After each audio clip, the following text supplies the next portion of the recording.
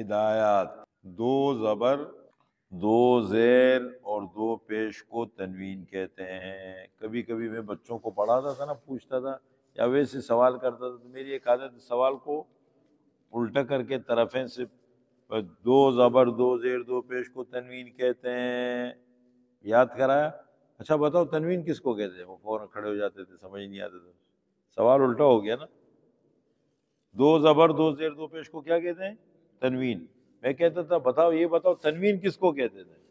کہتے ہیں وہ سمجھ نہیں آتا تھا ان کو، یہ بھی بتاؤ۔ تنوین دو زبر دو زیر دو پیش، دو زیر دو پیش، دو زبر دو زیر دو پیش کو تنوین کہتے ہیں۔ ایک ہی بات ہو گئی۔ نمبر 2، ایک الف کی مقدار ناک میں آواز چھپانے کو غنہ کہتے ہیں۔ ایک الف کے برابر ایک الف کی مقدار ناک میں آواز چھپانے کو کیا کہتے ہیں؟ غنہ۔ اب ایک الف کا کیسے پتہ لگے گا؟ دیکھیں، آپ کی مٹھی ہے، پوری مٹھی کھولو، انگلیاں کھولو، ہاتھ بالکل سیدھا، اور درمیانی رفتار سے اس کو مٹھی کو بند کرو۔ من، من، من، مٹھی کھولو یا بند کرو درمیانی رفتار، یا انگلی لے لو، مٹھی کا ایسا ایک انگلی بھی ہے نا، انگلی درمیانی رفتار سے بند کرو کھولو۔ من، من، من، ایک اندازہ ہے اس کا، یہ مطلب نہیں ہے کہ بھی زندگی بھر لگے رہے غنے نکالتا رہے مٹھی کھولتا ہے۔ بال خدا کے بندے کیا کرتے ہیں؟ وہ انگلی بند کرتے ہیں کھولتے ہیں بند کرتے ہیں، یہ کیا ہے بھائی؟ یہ تو اندازہ لگانے کے لیے، ہمیشہ تھوڑی ہوتے پھر۔ تو ایک الف کی مقدار ناک میں آواز چھپانے کو کیا کہتے ہیں؟ غنہ۔ بن، بن، بن، ون، ون، سمجھ گئے؟ یہ ہے۔ نمبر 3، ہجا کرتے وقت زبر کی تنوین میں الف اور یا کا نام نہ لیا جائے۔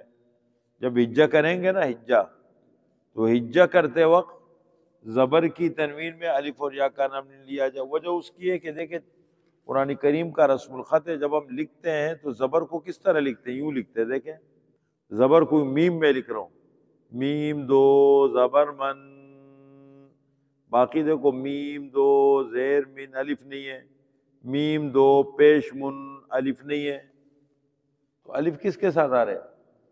صرف زبر کے ساتھ۔ اور جہاں مل کے نہیں آ سکتا، جیسے دال ہے، اب دال کے ساتھ الف نہیں لگتے تو اس کے ساتھ یا لکھ دیتے ہیں، بات ایک ہی ہے، یا لکھیں یا الف لکھیں۔ تو کہتے ہیں جب ہجا کریں گے نا تو ظاہر بات ہے زبر کی تنوین میں تو کیا ہوتا ہے؟ الف ہوگا یا ہوگی، تو جب ہجا کریں گے الف اور یا کا نام نہیں لیں۔ میم الف دو زبر من یوں نہیں پڑھیں گے، میم دو زبر من، الف کا نام نہیں لیں گے ہجے میں، سمجھ رہے؟ اسی طریقے سے نیچے دیکھو دال ہے، کہاں لکھا ہے؟ دال سامنے صفحے پہ پہلی لائن میں، دال یا ہے نا، تو یا کا نام نہیں لیں گے، کیا کہیں گے؟ دال دو زبر دن، دال دو زیر دن، دال دو پیش دن، سمجھ گئے؟ یہ تو ایک دن کا سبق ہے۔ اگر آپ ایک نئے آدمی کو پڑھا رہے، نیا طالب علم ہے، یا اس کو آپ حضرات چونکہ پرانے ہیں نا، خواتین میں پہلے پڑھ چکی ہے، تو ورنہ نئے آدمی کو، بچے کو، تو اس کو پہلے یہ سمجھاؤ کہ دیکھیں دو زبر کی تنوین میں یوں لکھا جاتا ہے، الف کے ساتھ لکھا جاتا ہے یا پھر یا کے ساتھ لکھا جاتا ہے۔ اس کے دو زبر کی تنوین میں یا تو آخر میں یا لگتی ہے یا الف لگتا ہے، لیکن جب ہجا کریں گے تو الف اور یا کا نام اس میں شامل نہیں کریں گے۔ میم دو زبر من، با دو زبر بن، فا دو زبر فن، دال دو زبر دن۔ جہاں ملا ہوا آتا ہے، جہاں مل کے لکھا جائے گا تو الف لکھا جائے گا۔ ویسے عام طور پر چونکہ قرآن کریم کا رسم الخط الف لگتے ہیں وہاں، دا ہدن، ہدا، تو دال کے ساتھ اکثر کیا لگتا ہے؟ یا لگتی ہے، قرآن کریم میں بھی اس لیے لکھا ہے۔ را کے ساتھ ایسا آتا نہیں ہے، را کے ساتھ الف ہی آتا ہے۔ یسرن، یسرا، تو جب ہجا کریں گے کیا کریں گے؟ الف اور یا کا نام نہیں لیں گے ہجے میں۔ اچھا جی، چوتھی بات کیا ہے؟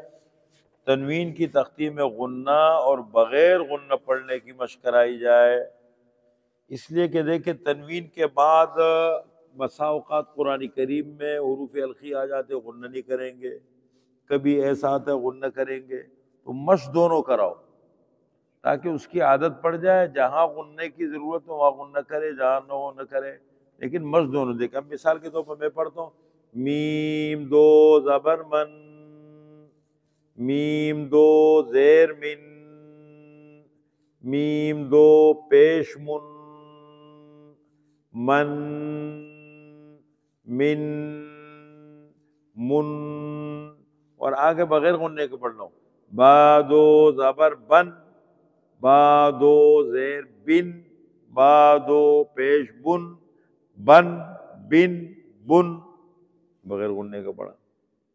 اسی طریقے سے بغیر ہجے کے، بغیر غننے کے، ون، ون، ون، دیکھو یہاں بھی الف لکھا ہوا ہے، واو دو زبر ون، ون، ون، ون، اور میں غننے کے ساتھ مشق کر رہا ہوں، ون، ون، ون، فن،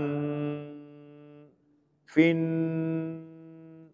فن، سن، سن، سن، ذن، ذن، ذن، ظن، ظن، ظن، زن، زن، زن، سن، سن، سن، صن، صن، صن، تا دو زبر تن، تا دو زیر تن، تا دو پیش تن، تن، تن، تن، دن، دن، دن، طن، طن،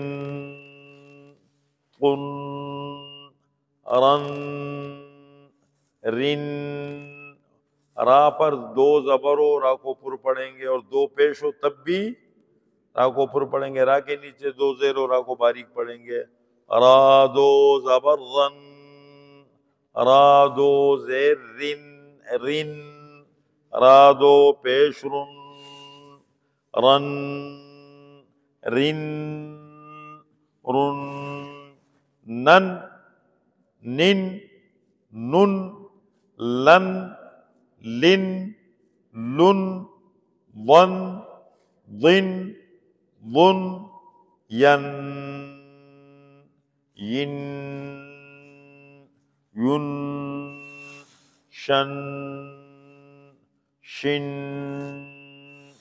شن، جن، جن، جن، کن، کن، کن، قن، قن، قن، قن، خن، خن، غن، غن، غن، عن، عن، عن، حن، حن، حن، ہن، ہن، ہن، ان، ان، ان۔ یہ ہے تنوین کی تختی نمبر 5۔ تنوین کس کو کہتے ہیں؟ دو زبر دو زیر دو پیش۔ اور غنہ کس کو کہتے ہیں؟ ایک الف کی مقدار ناک میں آواز چھپانا۔ اور تنوین میں تختی جب اس کی ہجا کریں گے تو کس کا نام نہیں لیں گے؟ ایام نہیں لیں گے۔ غنے کے ساتھ بھی مشق کرنی ہے، بغیر غننے کی بھی مشق کرنی ہے۔